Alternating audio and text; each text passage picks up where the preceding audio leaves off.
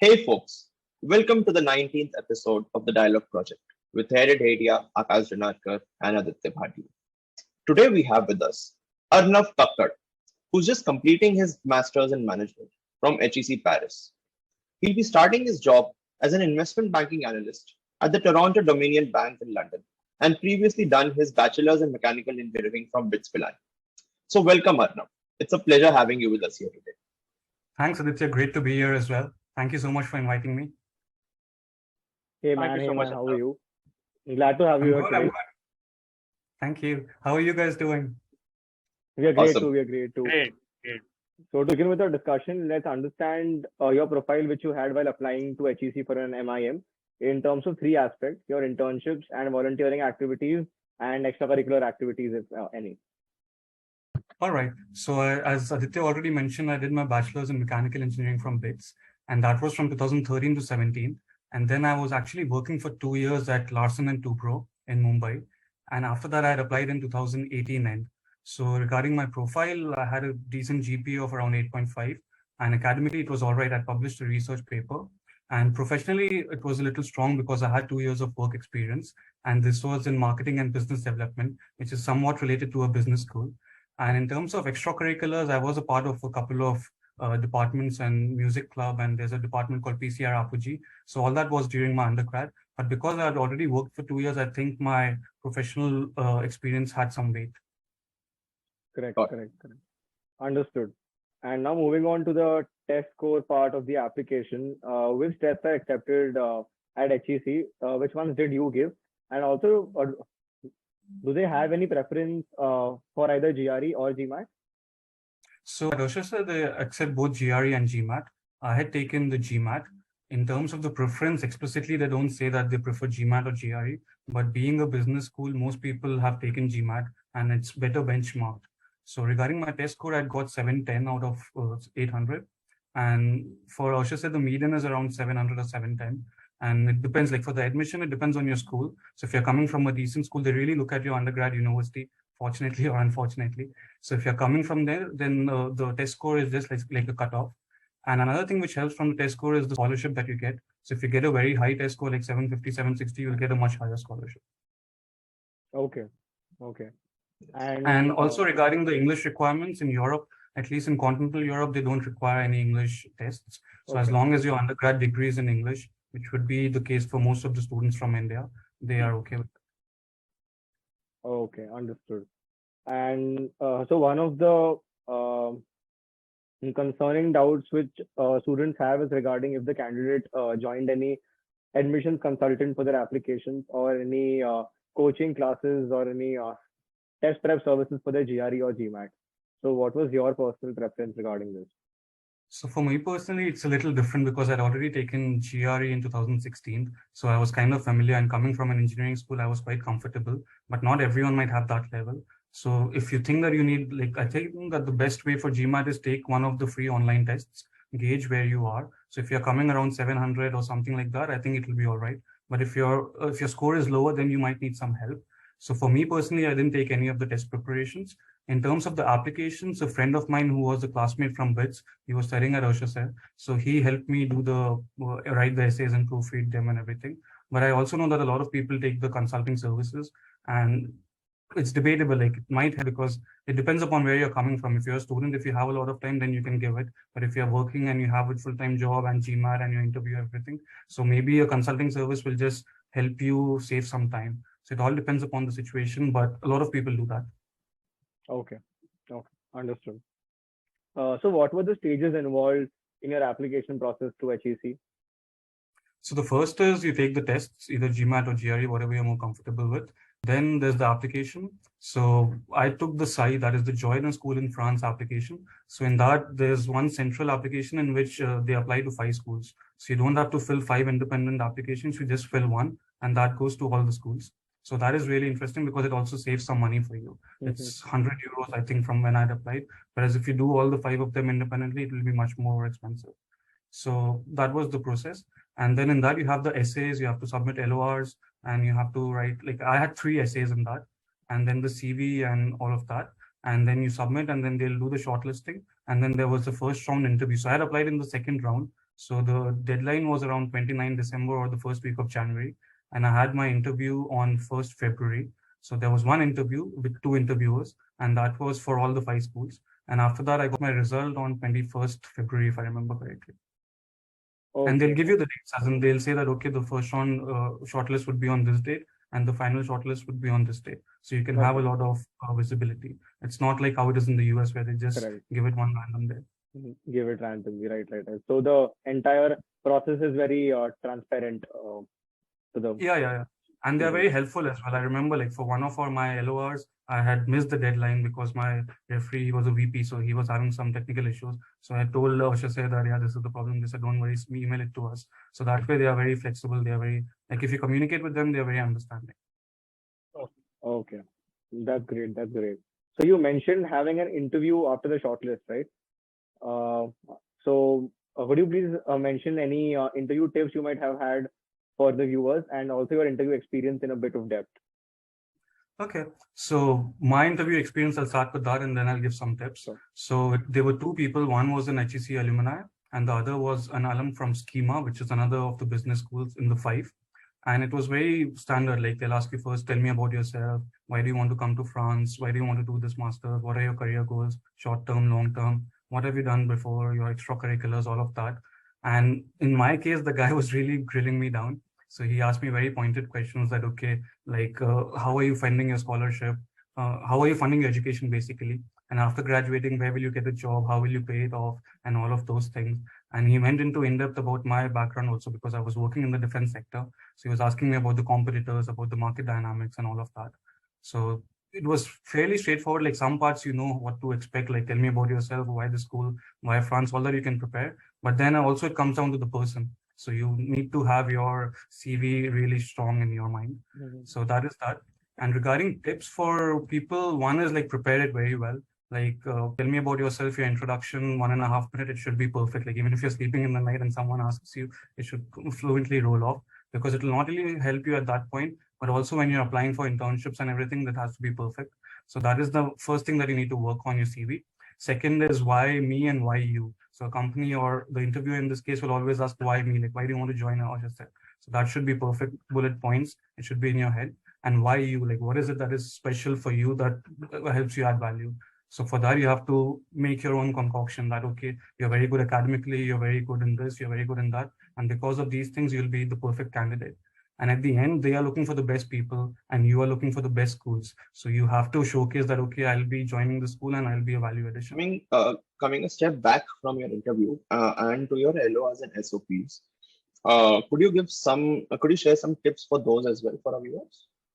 Yeah, definitely. So for the LORs, SOP, I think in most of European ones, they don't have a SOP as such. They have different essay questions. So if you want, I can read out the ones that I had. One was, wait, let me check. Describe your proudest accomplishments. Describe a situation where you failed and what lessons did you learn from it. Why is your application a value added for SAI member schools? And describe your extracurricular activities. So these are the essay questions and they are very precise. They are usually 250 words. So you have to be very concise, very to the point. And that is basically a format of your SOP because in your SOP, you would write one long history about yourself. But over here, there are 4 questions. So that's about the essay part. About the LOR part, you have 2 LORs. Usually it is recommended that you have one professional and one academic. So for me, because I'd already worked, I had taken it from the VP and the academic one I took from one of my school professors. But if you're a fresher, if you don't have substantial work experience, even 2 academic ones could work. But ideally, you should try to find someone during your internship or someone who could give one recommendation for you. Regarding LORs, there's another thing which helps. Some people reach out to the current students and take an LOR from them. I don't know how useful it is or how the whole mechanics is, but maybe that could be something that your viewers could be interested in. Now about the actual content, you basically have to look at all the skills that you want to portray. So for example, you'll bucket it into 3 or 4 categories. One is your academic skills, one is your professional skills, and the third could be your extracurricular skills. And what your aim should be that through your LORs and through your essay questions, everything should come around. So for example, if I talk about academics, so you have a very good GPA, you're a very smart person, you can take on a lot of academic pressure. So how do you show that? One is through your proudest accomplishment. You can probably highlight it over there, or you could put it in your academic LOR. So you should basically look at, okay, these are the things that I want to highlight, and it should form a story comprehensively. So that is how people mostly apply. Got it. So moving on to your college final applications, could you give a summary of your acceptances and rejects from colleges, and why did you end up choosing HEC? So I'd applied to 6 schools. 5 of them was through the Joiner School in France, and those were HEC, ESCP, MLeon, Schema, and Audencia. Out of these 5, my target were HEC and ESCP, and the 6th one that I'd applied to was ESSEC, which is also in France. So all 6 of them are in France. And the reason why I chose France was because of the brand name of the MIM colleges over here, because of the reputation, because of the visa situation as well, and also because of the job market in France.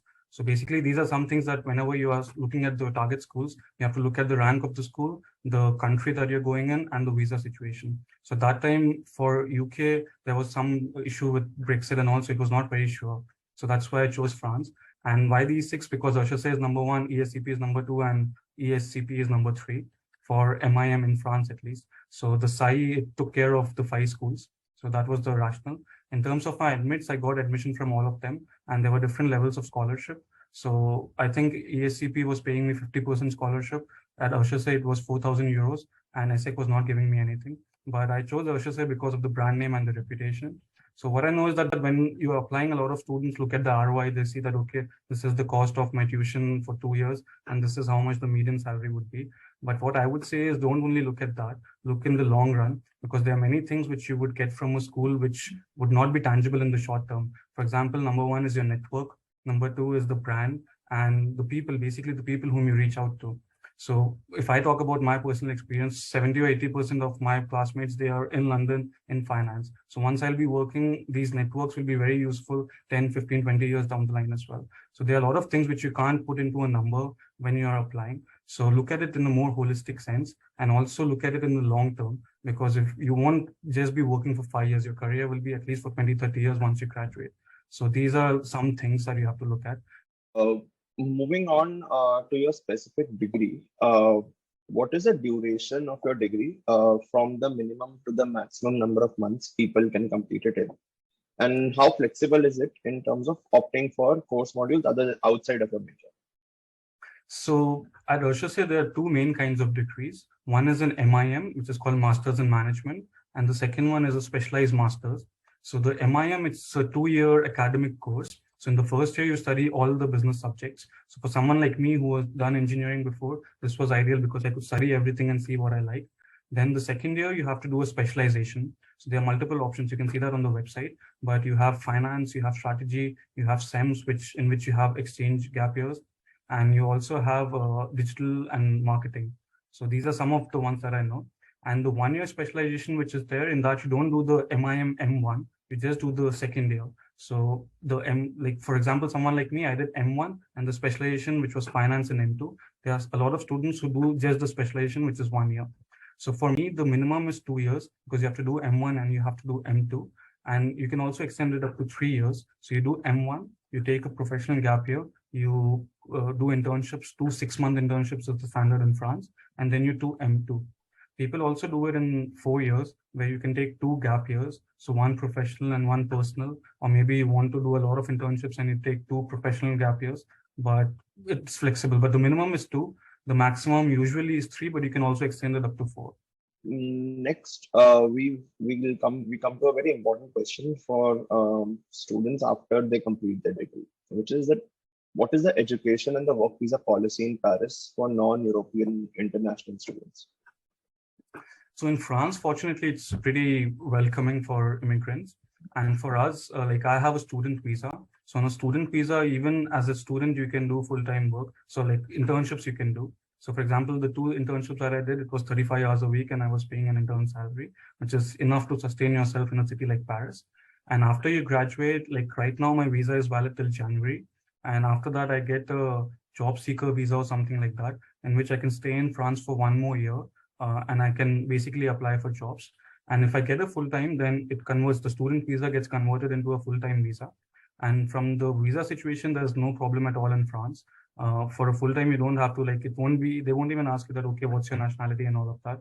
Like if you are a student, you can easily get a job from the visa point of view.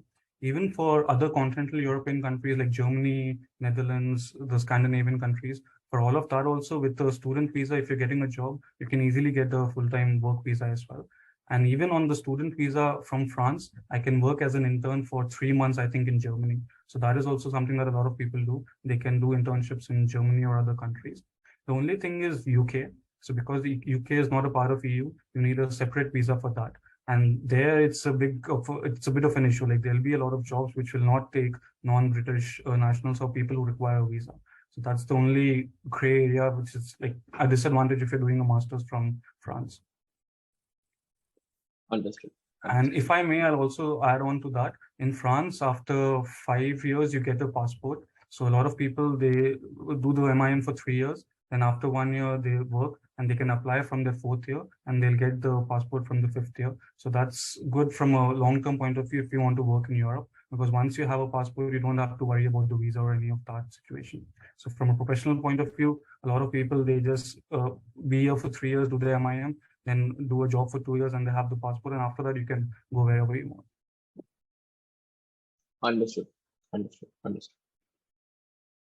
So like moving on, like you would just be starting your job at a company. So what is the job securing process after the HECA? And if you could share some of the tips with our viewers, that would be great.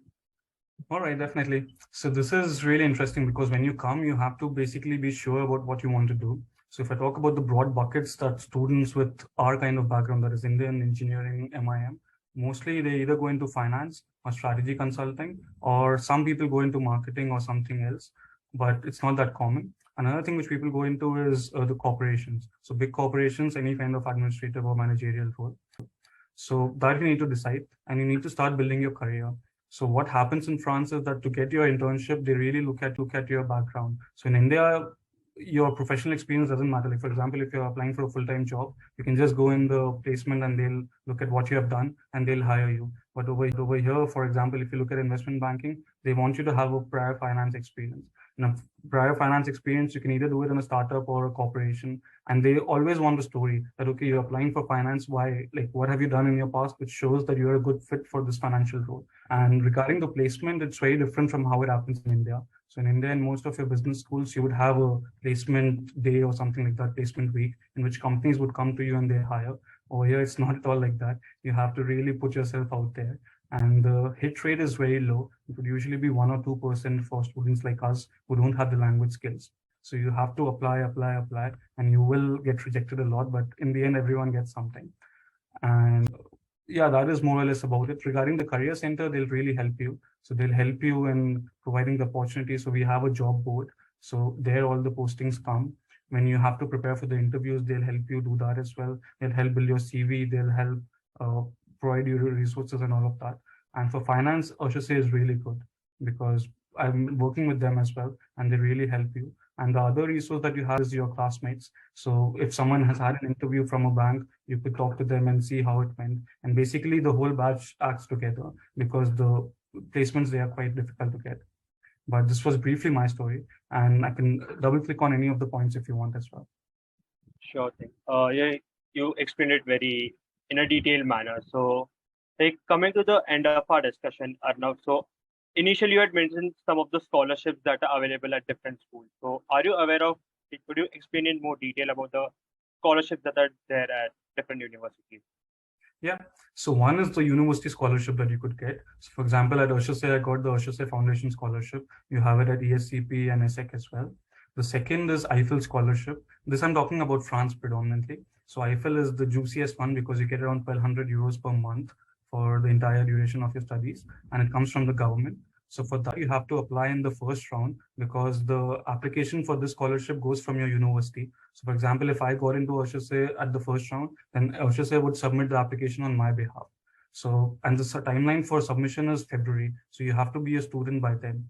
So that is something that you need to take care. The second is Charpak Scholarship. And in that they have two. One is the travel grant and the other is the full funded scholarship. The Charpak is mostly for research, but the travel grant you can get. So in the travel grant, I got that as well. You get like they pay you the fee for your flight from India to France, and also they waive off some of the visa fee or something like that. And apart from that, I don't think there are any scholarships that I know of. But again, things might have changed. I had applied in 2018. Got it. Got it. Perfect. So with this, we have come to the end of our discussion, Arnav. So thank you so much for being a part of our discussion and explaining in detail of all the topics that we had mentioned. So thank you so much for being a part of our discussion and sharing your insights. I'm sure many candidates will be inspired by your journey. Great to be here. Thank you so much for inviting. And if anyone wants to reach out, even from the audience, I'm more than happy to help. Thank you so Thank much, you, man. Arnav. It means a lot. Means a lot. All the best for your journey at London. Thanks. Thank you so much. And all the best to you guys as well with the channel. Have a great day ahead. Thank you. Thank you.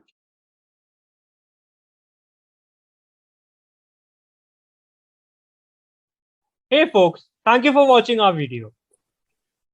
Please like and share this video and subscribe to our YouTube channel. Also, guys, please don't forget to mention your views in the comment section below, and see you soon with our next video.